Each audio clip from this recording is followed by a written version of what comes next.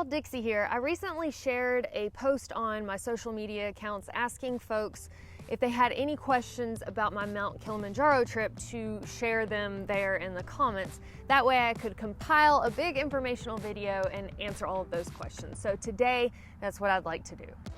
If you want to skip around to different sections, there are timestamps in the video description. So let's get started with those questions. First, which route should I take? There are multiple routes to take up to the top of Mount Kilimanjaro, but there are a few things to consider when trying to pick which one of them is right for you. First, you should keep in mind that the longer routes are going to cost a little bit more money than the shorter routes, and that's because you've got supplies to feed you for more days, so that makes sense. But on the other side of that, the longer routes and being on the mountain more days allows your body to acclimate better, and therefore you give yourself the best chance at a successful summit. Also, with the longer routes, you get to see more of the mountain. I really enjoyed spending time in the forest, and we were able to camp there one night because I took a longer route. So I got to hear monkeys serenading us at night and capture my first antelope on the game camera. Just a little side note here, when you're looking at the number of days that a particular route is, keep in mind that a lot of these guide companies include the day before you start your trek and the day after you get off the mountain as part of the trip, because typically they cover the lodging for the day before your trek and the night that you get off the mountain. So for me, I took the Lemosho 10-day route, but that's actually only 8 days on the mountain. Are you required to go with a guide company? And if so, how do you choose one? Yes, by law, you are required to summit Mount Kilimanjaro with a guide company who is a licensed operator. Some of the things you might consider when selecting a company is the cost of the package. Of course, price for most people plays into that decision. Also, does the company you're booking with offer the type of tour that you want? That could be a private tour or a group tour. Also, what is included in the package for the particular cost? Does that come with a private toilet tent? Is there going to be good food or just getting by food? And are those things even important to you? Something that I definitely looked into was the climbing success rate. Is the company I'm booking with able to get their people to the top within safety parameters? The location of the guide company that you're booking with might be important to you. I went with Peak Planet. They're located here in the US, and that's just what made me comfortable for my first go round of booking a trip like this. If you book with a company in your home country, you're probably going to pay a little bit more than if you book with a guide company right in Tanzania. Because there are a lot of scammers out there, you definitely want to check out reviews to make sure the company you're working with is a bona fide actual company. And finally, something that I didn't consider when I planned my trip, and I definitely would going forward now that I have a little bit more knowledge, is the treatment of the porters. And I can definitely say with confidence that the porters I talked with have respect for Peak Planet, especially because when a lot of people were just out of luck during COVID, Peak Planet made sure their guys were still taken care of. Somebody asked how many porters and guides were in my group. We had a group of 7 tourists, and there were a total of guides and porters together, 27 people supporting us. What does this kind of trip cost? I did a full video of the cost breakdown, including every little cent along the way, so I'll put a link to that in the video description. But for my package through Peak Planet, it cost $2,899 plus $480 in tips. Tips are something that's decided on by the group at the end of the trip based on the service that was provided to us by the porters and the guides. Now, if you want to give certain people a little bit extra, you're certainly able to do that, but Peak Planet provided us with a typical range of what the porters expect to make in tipping. But make sure that you've got cash with you, whether that's in US dollars, euros, or you get Tanzanian shillings while you're there. But you need to have cash so that when you get back to the hotel, you can combine everything together with your group and hand it over to the guides. What all is provided in one of these guiding packages? Of course, I can't speak for every company, but for Peak Planet, the cost of our trip paid for the national park fees, transportation to and from the airport to the lodge that we stayed at. 2 nights lodging with free breakfast included in that stay. Transportation from the lodge to the mountain and from the mountain back to the lodge. Use of a 4-season tent, a foam sleeping pad, a mess tent and chairs, all of the kitchen gear like utensils, cups, plates, bowls, etc. Morning service of coffee or tea delivered to the tent with a wake-up call. 3 meals a day, breakfast, lunch, and dinner, and then snacks and hot drinks after we got to camp. All of the water that we used during our trek, and also some warm water provided to you at your tent to kind of wash up with in the evenings and in the mornings. Also, they fetched the water for us because it wasn't just beautifully and easily flowing right there through the camp. A private toilet tent came with the package from Peak Planet, but I know a lot of companies that's something that's an add-on. The porters carried a duffel bag, including all of the things that I wouldn't use during the day, like my sleeping bag, extra layers of clothes, toiletries, etc. There's also health monitoring included in this trip. Every evening, the guides do a health check where they take your blood pressure, temperature. They have a little pulse oximeter to get your heart rate and oxygen levels. They ask questions like, how are you feeling on a scale from 1 to 10? And what does your pee look like? Is it clear or cloudy? Just so you know, as far as the health checks go, it's more in how you feel. It's not like you can have a certain number that they're gonna kick you off the mountain or tell you, you can't summit. It's really on you and how you're feeling, because my heart rate stayed elevated above normal range the entire time we were there, and I had the highest heart rate of the group. So I was a little worried, like, oh man, maybe they're gonna make me leave if it reaches a certain point. But again, the main focus was, how do you feel? Because sometimes the numbers can be off when you're at higher elevations, but you're still fine. What do I need to bring as far as gear goes? Basically everything that I didn't name in the what's included. This again may vary from guide company to guide company, so I'm sure that your company you book with is going to provide you a list just like Peak Planet did. And something else that I appreciated about Peak Planet is we had a little sit-down powwow briefing the night before we started our trek, and then they came to our rooms and did a gear shakedown with us to make sure that we were covered with everything. Most of these companies also have gear that you can rent, and so instead of going out and buying a bunch of gear that maybe you'll never use again in the future, that may be one way to reduce your costs. But I've got a very in-depth video where I talk about all of the gear that I carried, and I've got links to all of the items, so I'll put a link to that video in the description. What am I expected to carry in my pack?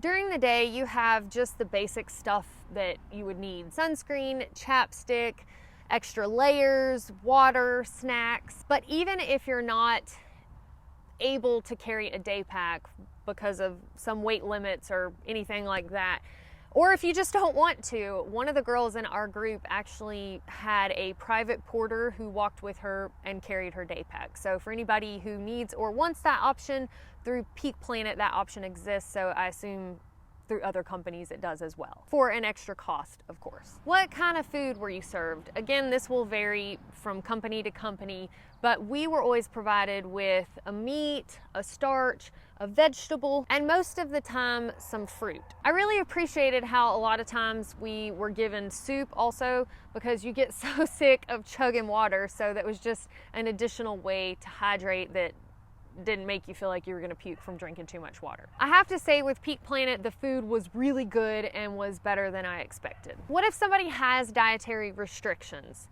Peak Planet was willing to work with their climbers on different dietary restrictions. I saw several people get served slightly different varieties of what the rest of us were having because of their preferences or needs. So this might be another limiting factor to help you decide on what company to go with. The next question is, can you climb Mount Kilimanjaro without porters to save money? While it is recommended to go with porters so that you can increase your chances of a successful summit by having to exert your body less as you're acclimating to these higher elevations, it's certainly not required. And there are, in fact, companies who have pared down guided trips. One of these companies that I read about online is Kilimanjaro Experts. Obviously, I don't have any personal experience with them, but I did read some write-ups on people who went on trips with this company. They offer what is called an Ironman type package, where you are essentially responsible for yourself, carrying all of your gear, collecting your water, cooking your food, and you just have essentially a guide with you. This company has listed on their website, though, if you're doing this type of trip just to save money, then you might not actually save as much as you'd hope, because actually the porter's salary is not a significant portion of what you pay when you pay for a guided trip. In fact, the park fees are pretty steep, and that is a significant chunk of actually going on these trips. They give some rough cost estimates on their website, and so just for example, for an Ironman guided trip for a group of 4 trekkers for 8 days, the approximate cost per person is $1,883. But with that cost estimate, it also doesn't include transportation to and from the airport or lodging in the nearby towns. A full service trip is going to be approximately $1,000 more, but then it would include 2 nights of lodging and transportation to and from the airport. But on that full service trek, you're also going to have porters that you'll end up tipping. So some of that may end up evening out. You'd really have to do the math. This particular company also does what they called hybrid treks. If you're just wanting to make things a little more challenging for yourself, or you have specific requests for a reason. So I thought that was pretty cool, and I assume the price estimate, depending on what you want, would be between those 2 price points. How many miles did you do each day, and what was the terrain like? This is going to vary based on the route that you choose, but on the 10-day Lemosho route, so again that's 8 days on the mountain, we did less than 10 miles each day, and there was only one day that was real close to 10. That was 9.9 miles. As far as the terrain goes, it really wasn't that bad. There were a couple of days where we had some pretty steep continuous climbing, but none of it was like summit day, which was definitely the most physically intense day and ended up being the day that we had the most hours hiked. There were a few spots that were pretty rocky and a place that you'd want to put your trekking poles away and use your hands. But there were only a couple of spots where I felt like somebody who had a fear of heights might have any kind of issue. And that was on the day that we went up to the lava tower. Coming down from there, it was a pretty steep downhill, but I think the fact that it was raining so much that day and everything was more slick made it a little more intimidating, but it still wasn't that bad. But I'd say the biggest butthole pucker moments came on the day after the lava tower day, where we climbed up the Barranco wall. And even that, there were only a few spots, and the guides were right there to literally hold our hands and help us across those spots. What does a typical day on the trek look like? For me, at around 6 a.m., there was a wake-up call with one of the porters offering coffee or tea. And then at 6:30, they would deliver warm water and some soap so you could wash up. By 7, you were expected to have your day pack packed up with all the stuff that you needed for the day in it, and then your duffel also packed up with everything that you wanted the porters to carry to the next campsite. Breakfast is at 7 a.m., and that's when the porters kind of start tearing down camp and getting ready to take everything to the next campsite. And then you start hiking around 8 a.m. There were some days when it was kind of a longer day, and they would set up the mess tent and chairs and tables somewhere along our trek and feed us lunch, and then pack it all up and rush to the campsite that we were going to be staying at. And then some days we were actually done hiking already by lunchtime, so we would just eat lunch at our next campsite, then take a nap, eat dinner, and then go to bed for the night. So whether we ate lunch on the trail or at our next campsite, typically there was then time to take a nap. Somewhere right before dinner, you're served warm water and soap again so you can wash up before dinner. And then dinner was typically at about 6 p.m. or so. Right around dinner time, when everyone was gathering in the mess tent, we would do our health checks and just kind of make sure that everybody was feeling okay, doing okay, etc. We would also, during dinner, typically get some kind of briefing on what to expect for the next day, the clothing we should wear, how many layers, what we should carry in our day packs. And I really appreciated that they did this. It kind of took away the stress of wondering what to do or being concerned with what the temperatures were going to be, etc. After dinner, we'd all go to bed and then do the same thing again the next day. What should I expect on summit day? Well, the day before you summit, you'll get to a camp called base camp. Now, this may vary based on the company, and there actually is a campsite that's a little bit farther up on the mountain, but I've heard that that's reserved for special permits only, and that typically that's for people who are an older age bracket than our group was. So if that's something that you'd like to do to have a head start on summit day, then look into a guide company that can pull a permit and get you at that campsite. But as far as my experience, we were at base camp the night before. We got there pretty early, took a nap, had lunch, took a nap, had dinner, took a nap, and at about 10 p.m. you wake up. We got ready to go, had a really light breakfast, and then at about 11 p.m. to midnight, we started our trek up to the peak. The pace is very slow. They tell you the whole way, pole pole, which is slowly, slowly. They remind you to keep a slow and steady pace. They also make sure to throw breaks in there, here and there. They're very short breaks because it's extremely cold and they don't want anyone to get too cold and risk hypothermia. So it's really just a short water, maybe quick snack break, and keep trucking. On summit day, some of the folks that have been porters act as a stand-in guide. So there's a 1-to-1 ratio for climbers to guides the day that you go to the top. It was amazing because they were willing to help us in any way possible. My gloves were bulky and I was trying to clip my hip belt, and somebody would run over and help me. Or if you go to throw your trekking poles down, you've got somebody that's picking them up for you. So they're very helpful, and even up to the point of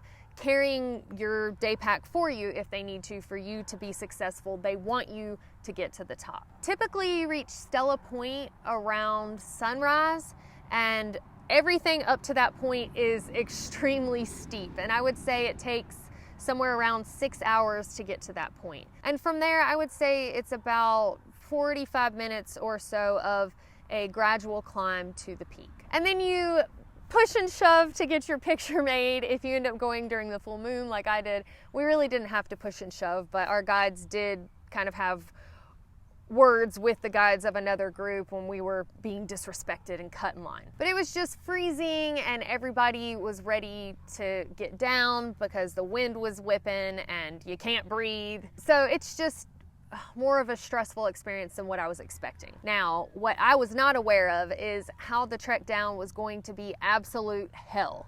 It's loose scree, and I was told we were taking a shortcut, but I almost think I'd have rather taken the same path back down. Because after being so physically, mentally, emotionally exhausted, now you've got to hold yourself together to get down. Once you get back to base camp, you take a little short nap, eat some lunch, then gather your stuff up to go in your day pack, and you descend to a lower camp. Did you take any of the suggested medications, including Diamox? Yes, I actually took all 3 of the suggested medications that were proposed by Peak Planet, which was Malarone for prevention of malaria. Since you start off at lower elevations, and even the first night with the route that I took, we camped in the forest. Also, I took Diamox, and it's recommended that you take Diamox at least a couple of days before you start your trek. That way, if you're gonna have any adverse effects, you'll know before you get out on the mountain. Because from what my doctor told me, if you have negative side effects from Diamox, they can actually mimic the side effects from altitude sickness. So you might think that you're actually getting sick from the altitude, but it's the medication. But if you take it ahead of time, then you'll already know, okay, this isn't gonna work out for me and I just need to stop taking it. I certainly don't know that I needed the Diamox to be successful, but I had it and I was successful and it worked fine for me. And finally, I had some medication for traveler's diarrhea, but thankfully I never needed that. As far as dosing and instructions for all of this stuff, I'm sure your doctor will give you that information for you. Do you have to have any vaccinations or medical requirements to enter Tanzania? At this time, the only vaccination that I saw was required was the yellow fever vaccine if you're coming from a country where you're at high risk for having that. So coming from the US, I didn't have to worry about that. As far as COVID requirements go, you either have to show a vaccination card proving that you're fully vaccinated with a QR code, or a negative PCR test result, or an NAAT certificate that's dated within 72 hours of when you departed. As far as other medical requirements go, this will probably be dependent upon the company that you book with, but Peak Planet requires that any trekkers over the age of 65 have a doctor's clearance with them before they go on the mountain. Is a visa required to enter Tanzania? Yes, they are available online if you do it ahead of time, but if you're like me and wait till it's too late, you can get one when you arrive in Tanzania. You'll have to fill out an entry form when you arrive either way. And just a little side note here, make sure that you have a pen with you, because there were none available and people were having to like borrow one pen amongst one another. Thankfully, I had one with my journal, so yeah, bring a pen with you. Also, it's good for that entry form to know the address of the lodge that you're gonna be staying at, because it does ask where you'll be staying while you're in Tanzania. The visa for US citizens entering Tanzania is $100 and you have to pay that in cash. I paid in US dollars. I think for people coming from other countries, it's typically cheaper than $100. If you're the adventurous type and during your travels to Tanzania you have a long layover somewhere, you might want to look into getting a temporary or short-term visa of some sort for where your layover is, so you can actually get out and explore instead of just sitting there being bored in the airport. Our layover was in Qatar, and I think one of the times it was an 8-hour layover, and the next time maybe closer to 12 hours of a layover. So we were able to get a visa right then and there in Qatar for free. It was a 30-day visa, and that way we got to go out and explore and see some sights. When is the best time of year to climb Mount Kilimanjaro? Because Tanzania is located so close to the equator, they don't really have 4-season weather. Instead, they've really got wet seasons and dry seasons. The main rainy season, which is also known as the long rains, goes from March to May, and then the short rains are in November and December. Pretty much everything else is considered dry season, but there are 2 main climbing seasons for Mount Kilimanjaro. Those are from July to September and January to February. But if you're wanting to do some crowd control and not go when a lot of folks are summiting to make your summit experience more enjoyable, then I would say avoid those peak climbing seasons. Also, you should know that tours are set up and a lot of people plan to climb Mount Kilimanjaro when there's a full moon. I wasn't aware of that, and the night that I summited, it did end up being a full moon, and there were a lot of folks at the summit. There was just some attitudes being thrown around about people taking too long to get their pictures, etc. So it just kind of took away from summit day, and I would have definitely given up the full moon, although it did make things more beautiful, to have less people at the summit. The next question is, how did you train for climbing Mount Kilimanjaro? I did some running around the neighborhood, probably 1.5 miles or so here and there, and I also lifted weights.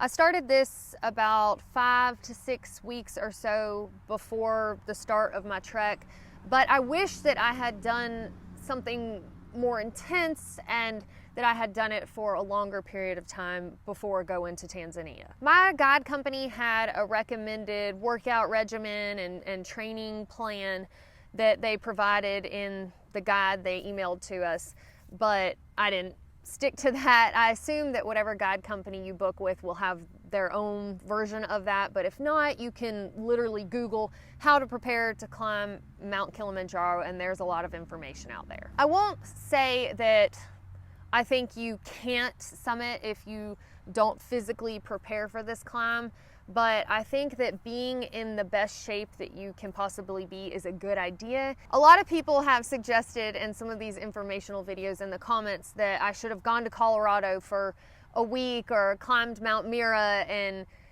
Africa as preparation, you know, to get used to those higher elevations. And if you have the time and the money to do that, then it is certainly a good idea to get up at higher elevations, because that's the best way to prepare, is to go on and acclimate to being with less oxygen. But trekking in Colorado in January was not really something that I wanted to do, and honestly, I didn't have the extra time for that preparation. But if I was gonna spend the money on that, then I probably would have looked into these acclimation tents that they have that you can put around your bed. Peak Planet recommends the company Hypoxico, but they've got generators that hook up to a tent, again, that goes around your bed and you sleep in it at night. So that way, while you're resting all of those hours through the night, you're acclimating to conditions similar to what you will experience while you're on Mount Kilimanjaro. I've also seen some people mention training masks.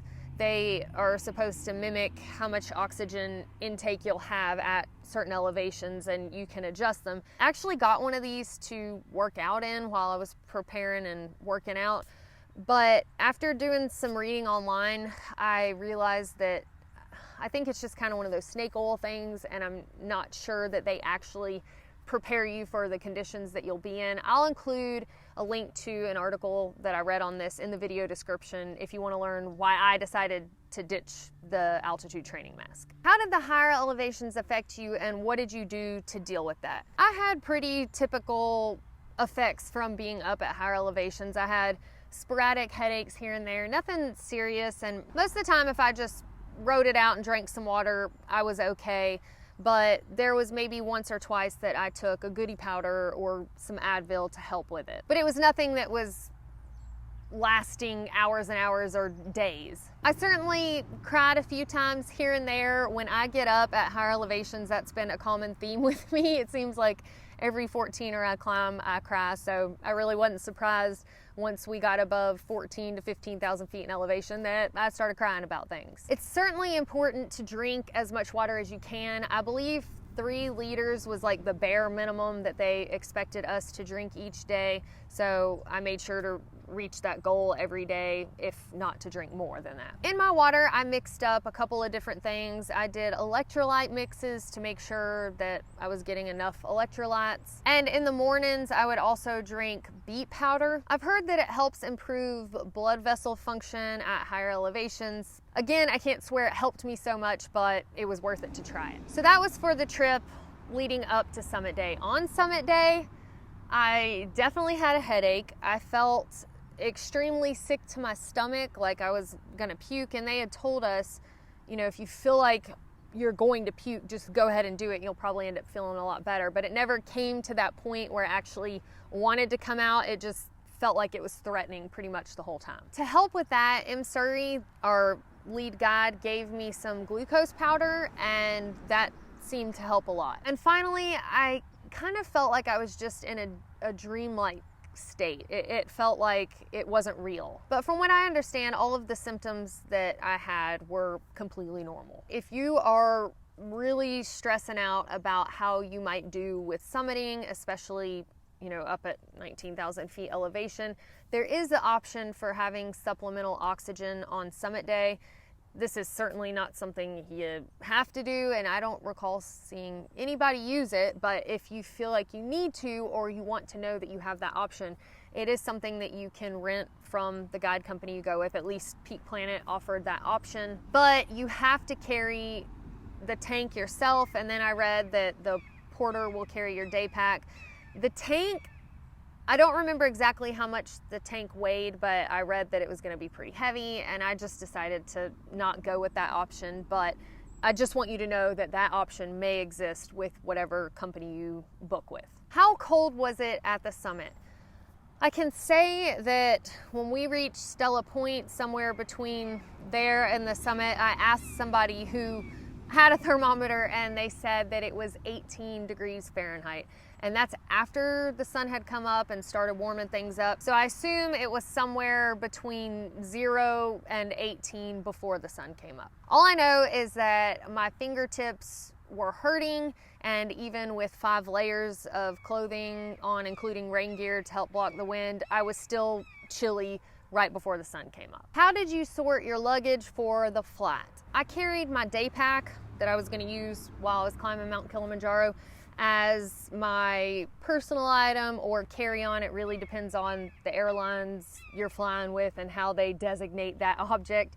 But I just took the essentials of what I would need on the flight, and also all of my camera equipment, because I don't like thinking of other people handling that in a checked bag. And then in the duffel bag that I knew I was gonna have on the mountain and that the porters would be carrying, I had all of my gear in that, and I checked that bag. And then Rodney and I ended up splitting one piece of luggage that we had clothing in to wear before and after our climb, and that was held by the lodge while we were on the mountain, since we stayed with them before and we returned to the same lodge after our climb. So we had each a carry-on / personal item, our day packs. Each of us had one duffel that we checked, and then the roller luggage bag that had our clothing in it. I have a video about flying with backpacking gear where I go into detail what things can be included in carry-on versus checked baggage. So if you want to learn more about that, then be sure to check that out. So I know that question about checking your gear probably gave some of y'all anxiety, because what do you do if your bag ends up lost? This actually happened to a brother-sister combo that was in my climbing group, and they were able to rent some of their gear from Peak Planet, and then some things they bought locally in town the day before the climb. But what Peak Planet did was, we went ahead and started the trek, and then I think it was like day 2 or day 3, their bag had been located and was delivered to them on the mountain. Because we were on one of the longer routes, they were able to send some porters up a shorter route and deliver their bags and all of their gear. So basically they just had to scrounge up in town and in rentals the stuff they needed for the first couple of days. So this definitely makes a case of why it's good to build in an extra day just in case, because probably their bags would have been delivered to them before they ever started the climb. And also why a longer route may be better than a shorter route. Now let's talk about travel insurance. I assume with most guide companies it's required. With Peak Planet it was. I went with worldnomads.com because I used them on my trip to the Camino, and everything was laid out very straightforward, and I could get my policy online. With World Nomads, you can get either the standard or the Explorer plan. Each of them covers different things, but the standard plan is actually good for trekking up to 19,685 feet, which is above Mount Kilimanjaro, but it doesn't cover as much if you have a trip cancellation, so it wouldn't cover all of your expenses that you put into the trip. The difference for me for this trek was $77 or $135 for the standard versus Explorer plan respectively. So for me it was worth the extra, not even $60, to make sure that if I had an emergency and had to cancel my trip, that I'd get that money back. Can I use debit / credit cards in Tanzania? I was able to use credit cards at some of the stores we went to in Moshi. There were some places like the pharmacy that I went to that required cash and Tanzanian shillings. Some places will accept US dollars and euros, so I would just have a little bit of whatever your currency is in cash and also shillings. What is the condition of the mountain as far as leave no trace goes? Considering how many people go up and down that mountain, it's really not as terrible as I thought it might be, especially at the campsites. But as far as going to the bathroom off the side of the trail, off the beaten path, they don't really do the cat hole thing. At least I couldn't tell, because there were a lot of surface dumps. But with that said, around the campsites, because there are toilets available, that was pretty decent. The worst part of the mountain that I saw was going from base camp up to the summit. There was just a lot of discarded trash and hand warmers, and I want to believe that that's done on accident because people are summiting in the dark and they don't realize they sit something down and leave it. But part of me feels like they're just so exhausted that they don't care. I asked our chief guide about this in Surrey, and he said, you know, the condition of the mountain as people are continuing to be educated has gotten a lot better, and that there are cleanup crews that go out there sometimes in the off season and pick up trash and try to make things better. So it does make me happy to know that compared to the past, things are getting better, but I'm not gonna lie and say it's a pristine mountain, because it's not. How does summiting Mount Kilimanjaro compare to summiting a 14er? I certainly felt some of the same physical challenges when I was on Kilimanjaro, and also, you know, having a slight headache or crying. You know, I've had those experiences on 14ers before, but it was significantly more challenging than Mount Whitney, at least from the JMT, PCT side, and Mount Elber. It's a big challenge. It's physically taxing, mentally, emotionally. So I wouldn't sell it short just because you can walk to the top.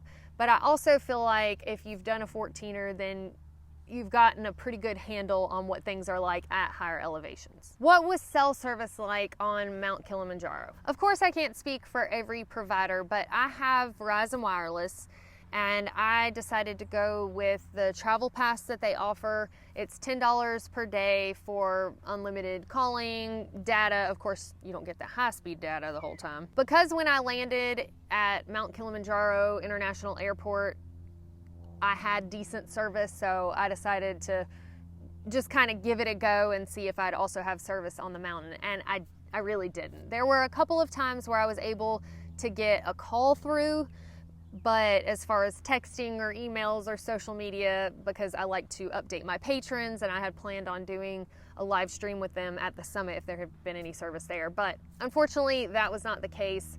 So I would say going forward, if I was to go back and climb Mount Kilimanjaro again, I would probably, in Moshi, the nearby town to where my lodge was, I would probably try to get a SIM card, because it seemed like the porters and guides had better reception and a lot more reception at different points along the trail.